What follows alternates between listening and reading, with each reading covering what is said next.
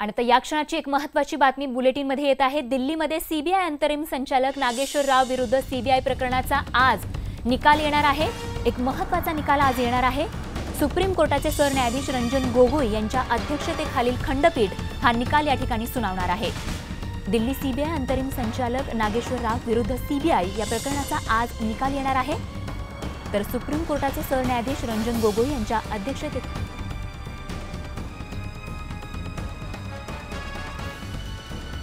आणि या बातमीनंतर आता नाशिकमधून एक महत्त्वाची बातमी येते ती आपण बघूयात। नाशिकमध्ये आपण पाहतोय नाशिक रोड देवळाली रेल्वे स्टेशनची सुरक्षा वाढवण्यात आलेली आहे।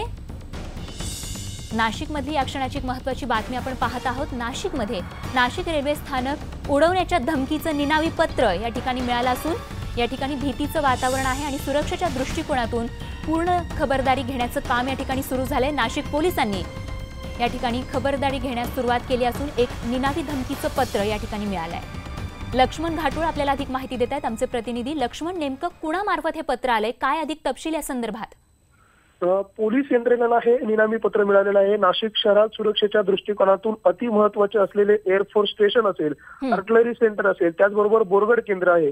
नाशिक रोड व देवळाली रेल्वे स्टेशन स्फोटकांनी उडवून देण्याची निनावी धमकी पत्राद्वारे मिळालेली आहे आणि त्यामुळे आता नाशिक रोडचं रेल्वे स्टेशन बरोबर लष्करी भाग जो आहे, लष्करी आर्टिलरी सेंटरचा जो भाग आहे त्या ठिकाणी सुरक्षा जी आहे ती वाढवण्यात आलेली आहे। पुलवामामध्ये झालेल्या अतिरेकी हल्ल्यानंतर अवघ्या काही तासात हे पत्र मिळालं असल्यामुळे यंत्रणा ज्या आहेत त्या सतर्क झालेल्या आहेत। पोलीस प्रशासनाने रेल्वे स्टेशन आणि लष्कर हद्दीतील रस्त्यांवर रविवारीच पोलिसांकडून या ठिकाणी श्वान पथक आणि बीडीडीएस पथकाकडून कसून तपासणी करण्यात आलेली आहे। प्रत्येक प्रवाशाची बॅग धातू शोधक आणि स्कॅनिंग यंत्राद्वारे तपासण्यात येत आहे। लष्करी हद्दीतील संशयास्पद वाहने अडवून त्यांच्या चालकांकडून कागदपत्रे तपासण्यात येत आहे।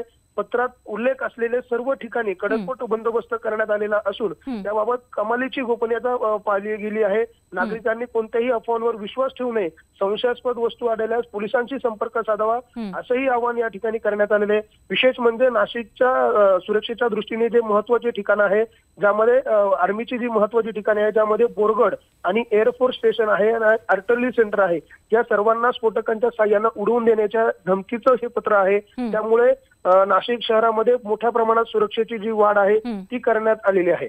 अगदी लक्ष्मण, आणि या पार्श्वभूमीवरती असेच अपडेट आमच्यापर्यंत पोहोचवत राहा। तुर्तास धन्यवाद या माहितीसाठी। आपण पाहतोय धमकीच्या निनावी पत्रानंतर आता नाशिक रोडसह देवळाली रेल्वे स्थानक परिसरात पोलिसांनी चोख बंदोबस्त वाढवलाय।